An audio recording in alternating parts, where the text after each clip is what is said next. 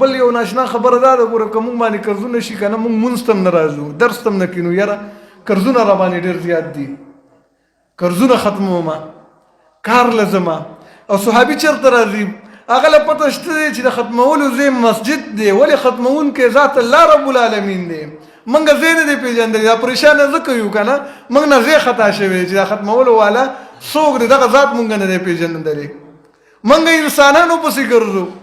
چې یاره پلاني حاجي صاحب له ورشم کیدای شي سره له راکړي د هغه نه تمه کوو ای رب العالمین هغه ستا د قرضونه ختموي که نه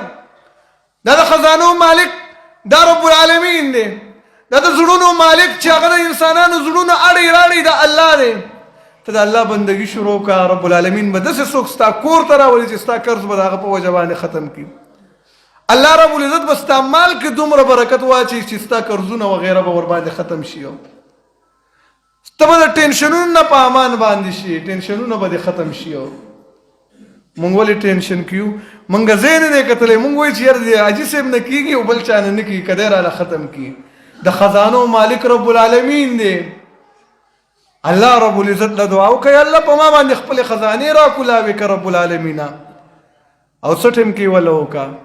د شپې وله راپاسته د شپې وله سوالداري وکړه چې څوک درنه خبر هم نه شي په هغې ټیم کې الله نه وغواړه